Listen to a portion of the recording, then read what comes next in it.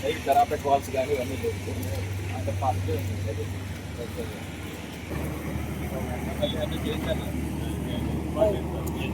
ఆ పక్కనే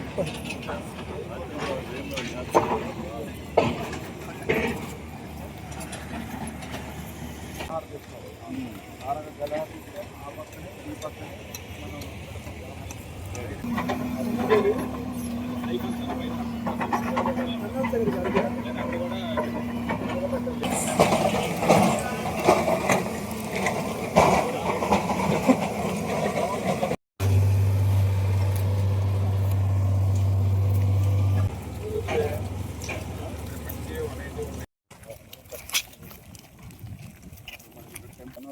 అంటే ఎప్పుడు కంప్లీట్ అవుతాయి అంటారు ఇవి?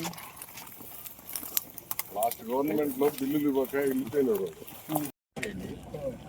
అయిపోయిందని వదిలేకుండా మనం ఏదైతే ఇప్పుడు గ్రీవెన్స్ వస్తా ఉంది, వచ్చిన గ్రీవెన్స్ అంటే మార్నింగ్ కూడా మేడం మాట్లాడాం.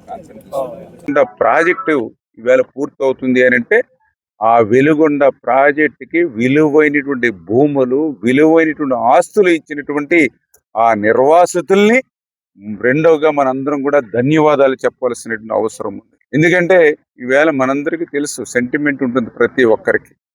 ఇప్పటికీ నేను నా సొంత గ్రామం వెళ్తే నా ఇల్లు వాడడిపోయినప్పటికీ కూడా ఆ ఇంటిని చూసినా, ఆ వాతావరణం చూసినా, ఆ చిన్నప్పటి జ్ఞాపకాలు, ఆ ఊరిని వదిలి వెళ్ళాలంటే ఒక ఆవేదన, బాధ ఉంటుంది. అటువంటి వాటన్నిటినీ కూడా పక్కన పెట్టి ఈవేళ లక్షలాది మందికి మా వల్ల తాగడానికి నీళ్ళు ఇస్తూ ఉన్నాం, లక్షలాది ఎకరాలకు సాగునీరు ఇస్తూ ఉన్నామని ఒక త్యాగం ఈవేళ నిర్వాసితులు చేశారు. కాబట్టే ఈవేళ ఆ వెలుగొండ ప్రాజెక్టు పూర్తవుతున్నటువంటి పరిస్థితి, మనం పూర్తి చేస్తున్నటువంటి పరిస్థితి.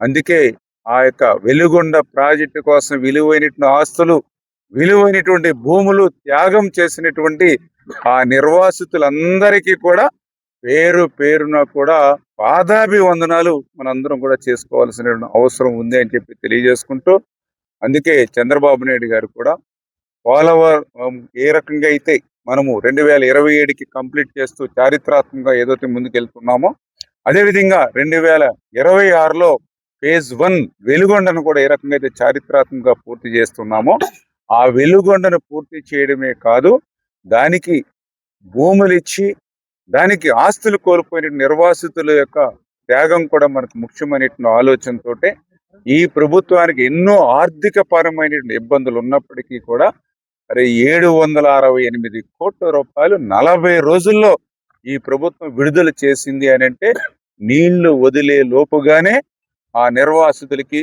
వాళ్ళు జమ చేయాలి. గత ప్రభుత్వం జాతికి అంకితం అంటూ నిర్వాసితులకు ₹1 కూడా చెల్లించకుండా దగా మోసం ఏదైతే చేసిందో, అటువంటి దగా మోసం ఈ కూటమి ప్రభుత్వంలో ఉండకూడదు అనేటువంటి ఆలోచనతోటే 768 కోట్లు వితిన్ 40 days 40 రోజుల్లో అందించాము అనేటువంటి విషయం నిర్వాసితుల క్షేమం పట్ల, సంక్షేమం పట్ల చిత్తశుద్ధికి అదొక నిదర్శనం అని చెప్పి తెలియజేసుకుంటూ, ఈ 768 కోట్ల రూపాయలే కాదు, మిగిలినటువంటి బ్యాలెన్స్ కు సంబంధించిన నిర్వాసితులను కూడా ఎక్కడైతే మాకు గ్రీవెన్సెస్ వస్తూ ఉన్నాయో వాటిని కూడా కలెక్టర్ గారి యొక్క ఆధ్వర్యంలో ప్రతి గ్రామము కూడా 11 ముంపు గ్రామాలకి కమిటీలను వేసి, ఏ గ్రామానికి ఆ గ్రామం ఆ యొక్క కమిటీ కూడా ఆ యొక్క గ్రామంలో సర్వే చేసి, అక్కడికి వచ్చినటువంటి ప్రతి గ్రీవెన్స్ ను కూడా వాళ్ళు స్టడీ చేసుకుని వాళ్ళకు కూడా న్యాయం చేసేటువంటి విధంగా ఈ ప్రభుత్వం పనిచేస్తున్నటువంటి పరిస్థితి. ఆ రకంగా మాకు సంబంధించి ఏదైతే ఈ యొక్క మౌలిక వసతులకు సంబంధించినటువంటి ఏర్పాట్లు కూడా ఇప్పుడే మనం చూస్తూ ఉన్నాం. ఏదైతే ఇప్పుడు మనం కూడా ఒక కాలనీలో ఉన్నాం, ఏదైతే ఈ యొక్క 7 కాలనీలు గతంలోనే తెలుగుదేశం ప్రభుత్వం హయాంలోనే ఆ నిర్వాసితులకి 7 కాలనీలు కూడా మనం ఇక్కడ ఏదైతే ఇప్పుడే మనం చూసాం. సిమెంట్ రోడ్లు ఈవేళ మా గ్రామాల్లో కూడా సిమెంట్ రోడ్లు ఇంకా రాలా, కానీ నిర్వాసితుల 7 కాలనీల్లో కూడా ఈవేళ సిమెంట్ రోడ్లు ఉన్నాయి, సిమెంట్ డ్రైన్స్ ఉన్నాయి. ఇప్పుడే చూస్తూ ఉన్నారు, పట్ట పగల మాదిరిగా ప్రతి రోడ్డు వెంబడి కూడా లైట్లు వెలుగుతూ ఉన్నాయి, వీధి లైట్లు. ఇప్పటికీ చాలా చోట్ల వీధి లైట్లు లేని పరిస్థితి ఉంటే కాలనీల్లో మాత్రం వీధి లైట్లు. అదే ఇప్పుడే చూసాం, ఒక బడి చూసాం, ఆ బడే ఇప్పుడు కలెక్టర్ ఆఫీస్ గా పనిచేస్తుంది.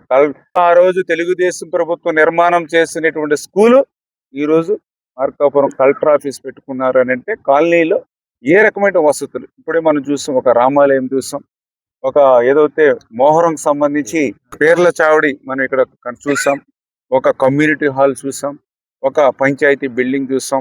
ఇవన్నీ కూడా ఎప్పుడు నిర్మాణం అయ్యారంటే 2019కి ముందు మాత్రమే. 2019-24లో మళ్ళీ కనీసం ఇక్కడ మొలిచినటువంటి గడ్డిని కూడా తొలగించలేనటువంటి పరిస్థితి, తుప్పలతోటి నిండిపోయి ఇట్లా అడుగెట్టనటువంటి పరిస్థితి గత 5 సంవత్సరాలు.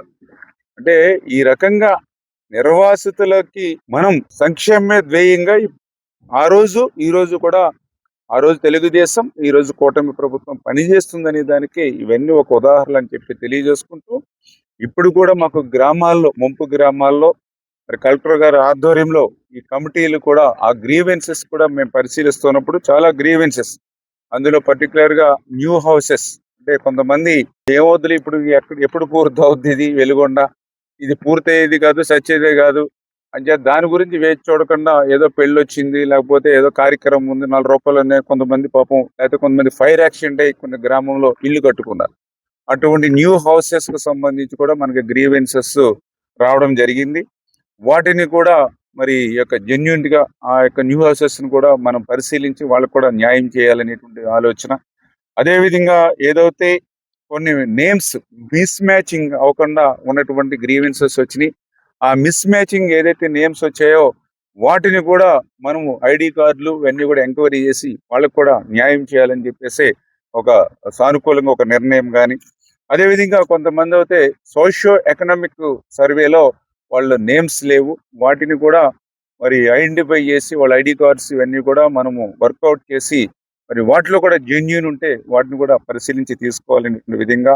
కొంతమంది అయితే సోషియో ఎకనామిక్ సర్వేలో పేర్లు ఉన్నాయి కానీ వాళ్ళు ఏదైతే గెజిట్ నోటిఫికేషన్ లో మళ్ళీ వాళ్ళ పేర్లు లేవు, అవి కూడా మనం ప్రతిదీ కూడా పరిశీలన చేసి వాళ్ళకి ఐడి ప్రూఫ్స్ ఉండి జెన్యూనిటీ ఉంటే వాళ్ళని కూడా సర్టిఫై చేసుకుని వాళ్ళకు కూడా న్యాయం చేయాలనే విధంగా. అంటే ఈ రకంగా మాకు వచ్చినటువంటి ప్రతి గ్రీవెన్స్ ని కూడా ఎగ్జామిన్ చేసుకుని జెన్యూన్ అటువంటి ప్రతి ఒక్కరికి కూడా న్యాయం చేయాలనేటువంటి ఆలోచనతోటే, అంటే ఈ రకంగా ప్రాజెక్టును పూర్తి చేసి నీళ్ళు ఇచ్చి ఈ యొక్క కరువు ఫ్లోరైడ్ ప్రాంతాన్ని సస్యశ్యామలం చేయడం ఎంతో ముఖ్యమో ఆ దానికోసం విలువైన భూములు ఆస్తులు కోల్పోయినటువంటి నిర్వాసితులు కూడా ఆనందంగా ఉండాలి, సంతోషంగా ఉండాలి అనేటువంటి ఆలోచనతోటే ఈ రాష్ట్రం ఆర్థికంగా ఇబ్బందులు ఉన్నప్పటికీ కూడా ఈ పనులన్నీ కూడా ఒక్కొక్కటి చేసుకుంటూ మిగిలినటువంటి ఇంకా ఏవైతే ఎంక్వైరీ చేసుకుని బ్యాలెన్స్ చేసుకుంటున్నామో అవన్నీ కూడా పూర్తి చేసుకోవడం.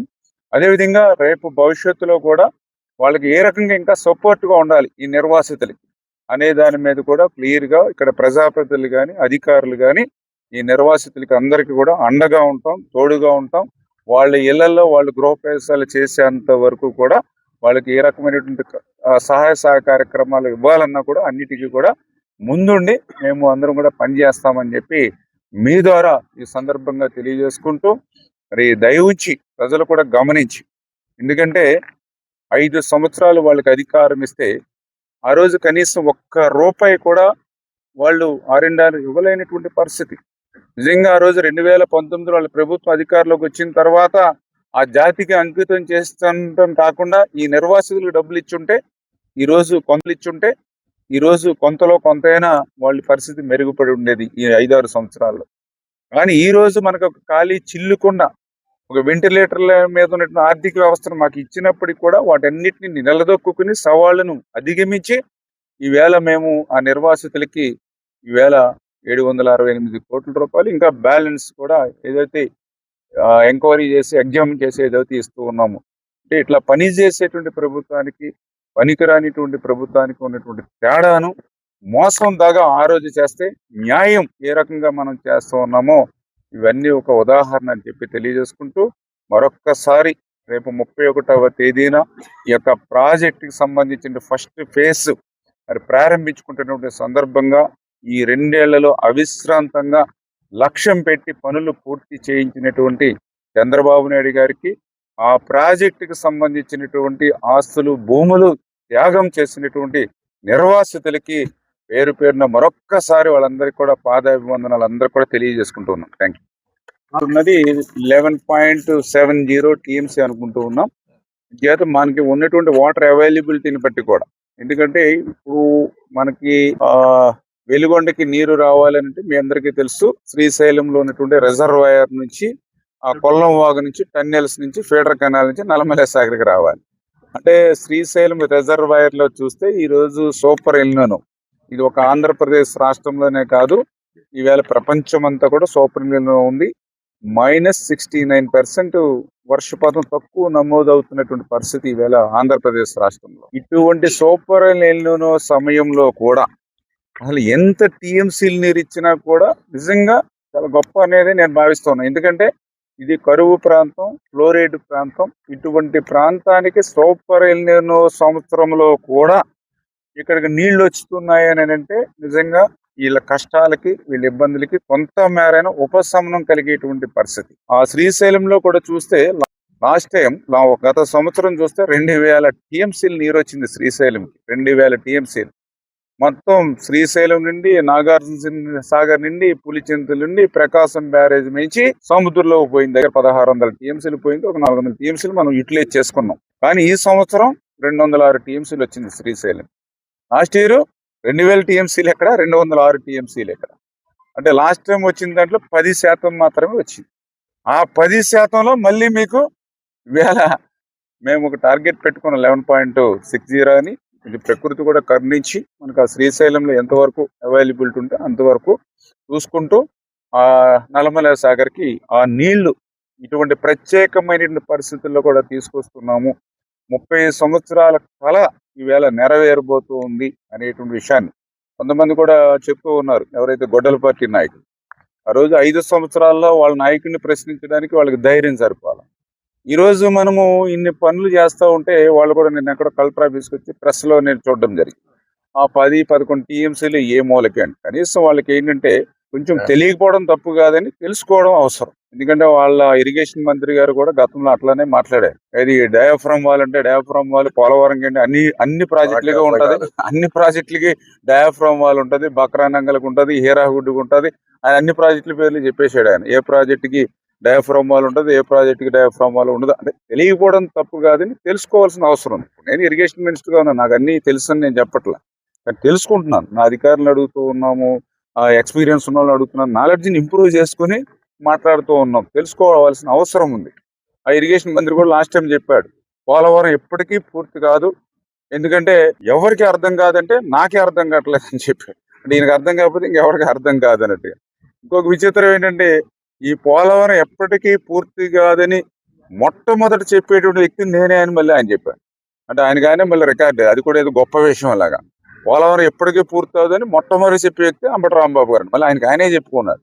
చేత అటువంటి పరిస్థితి ఈ రోజు లేకుండా ఏదైతే 10-11 టీఎంసీలు ఎక్కడ సరిపోతుంది. ఏ రిజర్వాయర్ అయినా సరే, ఏ ప్రాజెక్ట్ అయినా సరే ప్రారంభించినప్పుడు 1/3 మనం ఫిల్ చేస్తాము. ఎందుకంటే 1, 2, 3 సంవత్సరాల నుంచి ఫిల్ చేసుకుంటూ వెళ్ళాలి వాళ్ళ స్టెప్ బై స్టెప్. అంటే ఒకవేళ ఈ సంవత్సరం మనం మానేసిన నెక్స్ట్ ఇయర్ మళ్ళీ 27లో స్టార్ట్ చేసిన సపోజ్ మళ్ళీ అప్పుడు కూడా 10-15 టీఎంసీలు ఫిల్ చేస్తారు. మళ్ళీ నెక్స్ట్ ఇయర్ ఒక 25-30 టీఎంసీలు చేస్తారు. నెక్స్ట్ థర్డ్ ఇయర్ మనకి దాని కెపాసిటీ 40-44 ఉంది, మనం ఆల్ ఎఫ్ఐఆర్ లెవెల్కి చేస్తారు. అది ఎప్పుడూ కూడా మన సెక్యూరిటీ సిస్టమ్, ఏ రిజర్వాయర్ అయినా, ఏ ప్రాజెక్ట్ అయినా 1/3 మనం ఫిల్ చేసుకుంటూ వెళ్తాం. అంటే ఇట్లా మేము ప్రతిదీ కూడా క్యాలిక్యులేషన్గా అవకాశం ఉన్నంత వరకు ఈ ప్రాంతానికి న్యాయం చేయాలని. ఎందుకంటే ఇప్పుడు కొంతమంది ఏమన్నా ఉన్నారు, ఇప్పుడు పశువులు మనుషులు ఉన్నాం ఎట్లా అని. అసలు నీళ్లు ఉంటేనే కదా ఇవన్నీ మనకు అందరం ఉండేది. ఈ సూపర్ నీళ్ళ టైంలో మనము ఆ నీరు వస్తేనే కదా మన పశువులు బతికేది, ఆ నీరు వస్తేనే కదా మనం బ్రతికేది. మనకు ఒక 500 రూపాయల నోటు గొంతులేస్తే మనకి దాహం తీరదు, ఒక గుక్కుడు నీళ్ళు వేస్తేనే దాహం తీరదు. అంచేత ఆ రకంగా ఈ ప్రభుత్వం ఒక సిస్టమేటిక్గా చేస్తూ ఉన్నాం. ప్రస్తుతానికి అయితే మనం 11.70 టీఎంసీ మనం నల్లమల సాగర్కి తీసుకురావాలనేది మేము లక్ష్యంగా పెట్టుకున్నాం. ఆ శ్రీశైలం లో ఉన్నటువంటి వాటర్ రిజర్వాయర్లో ఉన్నటువంటి కెపాసిటీని బట్టి అది పెరగచ్చు, కొద్దిగా ఏదైనా డిఫరెన్స్ ఏదైనా వర్కౌట్ చేసుకుంటాం.